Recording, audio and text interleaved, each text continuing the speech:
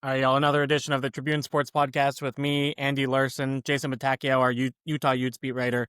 We're heading into another week of Utah Utes football. 5-1, and the Utes currently stand at 4-1. Could go 5-1 with a win this week against Arizona State. It was an 8:15 tip-off on Saturday.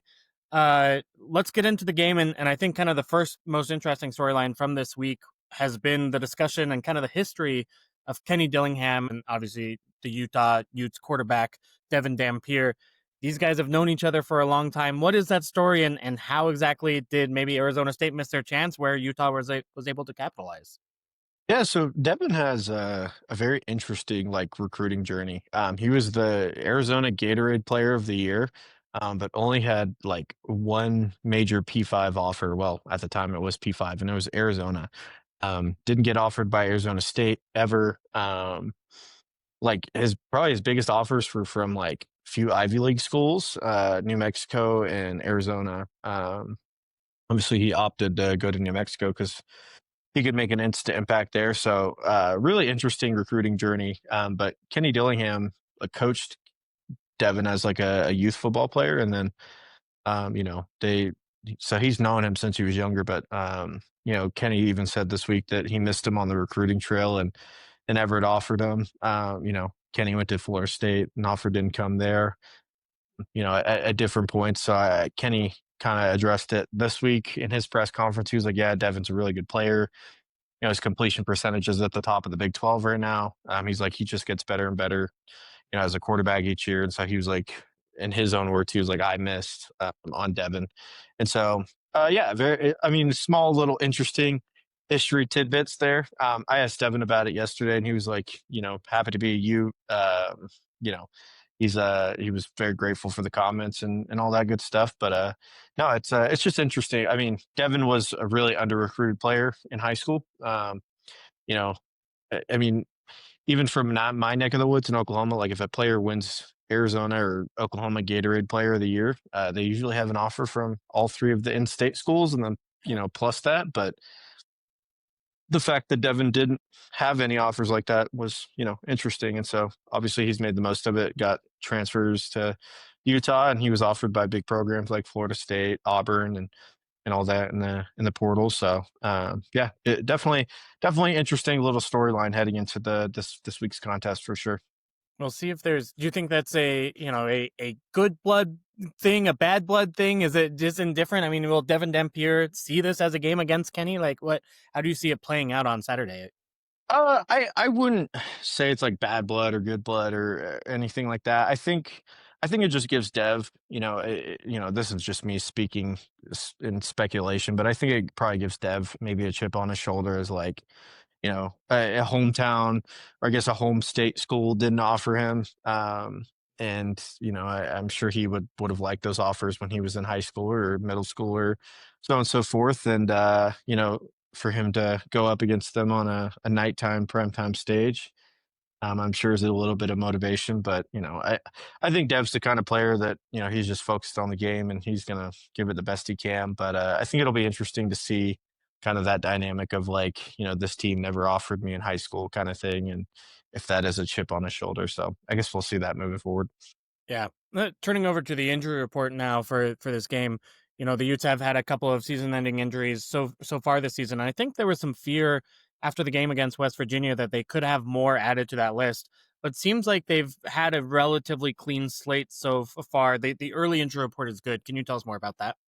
Yeah, so Kyle addressed it on Monday. I asked him if, Kyle doesn't really answer questions about injuries unless they're season ending. So you kind of got to ask him, hey, is this injury season ending, or is, any of those injuries that occurred against West Virginia season ending? And he said no, which is a really good sign, especially for Nate Ritchie.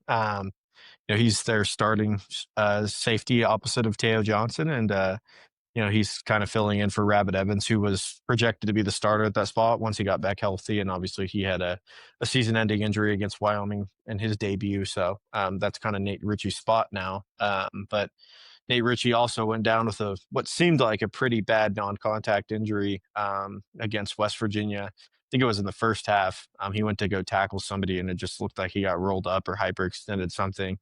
After the game, he was wearing like a leg cast and was in crutches. So it looked by all means, it looked pretty bad, but for that not to be a season-ending injury is really good news for Utah. Other guys like Wayshawn Parker, Jackson Benny, Dallas Fakalahi, all guys that, limped off the field. Jackson Benny was another notable one. His was non-contact, but after the game, he was in pads. I think he still was able to be, subbed back in the second half if it wasn't a blowout. So that's good news. Wayshawn entered the game again after that. So yeah, I think the two most concerning ones, if you're a Utah fan, are probably Dallas or Nate Ritchie, just because those are two depth pieces, and once you start dwindling those depth pieces on defense, things can get a little tricky. But no, for those not to be season ending, that's probably a really good sign. No, obviously no timetable on those. I'm sure we'll get more knowledge on that tomorrow or Wednesday. We're recording this on Tuesday. We'll get more knowledge on that Wednesday when the first injury reports come out. So yeah.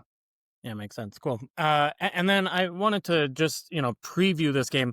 I think there are some folks here locally who are looking ahead to next week and the matchup Mhm. against BYU. It's rivalry week, understandable, but this is actually a very big game for the Utes, and Right. especially and not only just to establish a tone for next week, but just to get their season kind of reestablished after what happened against Texas Tech. Mhm. What are some of the keys to the game that you think will actually be critical for the Utes in order to pick up a win? Yeah, I think the first key is really Utah's offense. Are they going to have the same performance that they had against Texas Tech, or are they going to come out with the offense that we've seen against West Virginia, UCLA, and all the other matchups? And I think that'll be a real testament to see what Utah can do. I assume Devin Dampier is a bit more healthy on that ankle. It seemed like he tweaked it against Wyoming, and that limited his running ability. But with a bye week under their belt and a little bit of rest, I bet Utah's going to go toward running Devin a bit more, so that opens up a new facet to the offense. I mean, RPOs, stretch runs on the outside. I know a lot of Devin's recent runs have been kind of inside the tackles, and so we'll see if that part of his game opens up again, which is, I think, probably the most explosive part of Utah's offense is when Devin's moving on outside the tackles and in space, making guys miss. And so, I think that's a key. Can their passing offense get going? Obviously Ryan Davis is established as their number one guy right now, which is something I didn't expect heading into the season. But can some of the other guys like Larry Simmons, Tobias Merriweather, who's perpetually just every time Devin throws him a deep ball, they just cannot connect for whatever reason. So I think that's a big key to the game. The other one is can Utah's secondary hold up against Levitt and Jordan Tyson? I mean, those are two potentially all Big 12 players, maybe even all American players. I would suspect Jordan Tyson might be. And Jordan Tyson's probably the best wide receiver in the Big 12, maybe a top 5 wide receiver in the country. Could be a day 1 or day 2 draft pick, depending on how this season goes. And so he's a guy that can just stretch the field. He's a great route runner. He's got great hands. And Utah's secondary has been suspect at points this season, especially with the tackling. So if Jordan Tyson gets an open field, I mean, you got to hope if you're a Utah fan that Utah's secondary can start making tackles because they've missed a lot in the past few weeks, and this is a problem that extended into last season. I mean, look at the Camp Scatabo game that he had last year. I think he had 156 rushing yards, 2 touchdowns against Utah last year, and so Yeah, it was incredible. yeah. So I think, will Utah's offense show up? Can they tackle Jordan Tyson? Um, and yeah, I think those are the two big keys of the game. I mean, you start locking up Jordan Tyson. I'm not saying Arizona State's defense is, amazing, but I think they're a serviceable defense that can, maybe stop Utah's offense. And so if this turns into a shootout, can Utah's offense deliver? Can Devin Dampier deliver? All those things. And so I don't know. We'll see what happens on Saturday, but obviously a big game. Yeah, I think it's a very interesting matchup.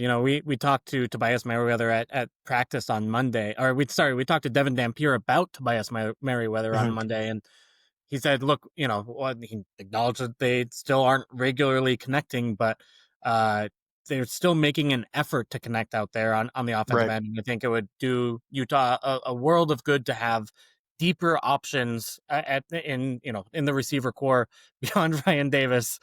We've seen a little bit of Larry Simmons, you mentioned, but like they need more weapons, especially now Hunter Andrews out for the year, right? Like it Yep. just is. It needs to be the next man up needs to be good enough. So far, that's been a question mark, and there's still opportunity left, and that's what how Devin Dampier is looking at it as, hey, this is something we can develop as an offense.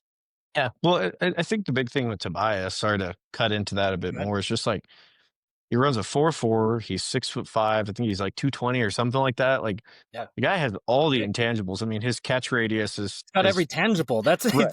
Right. I'm That's worried. the thing. He's I got every think. tangible. I'm worried about the intangibles.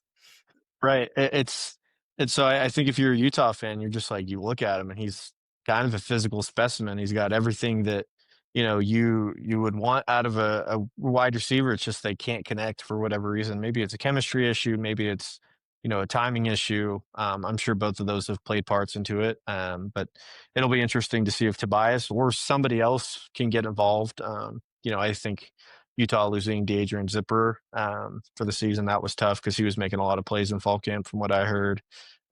So there's a lot of moving parts. These next two games for sure will kind of tell what team Utah is. Are they a Big 12 contender or are they just a mid-tier bowl team going to El Paso in December?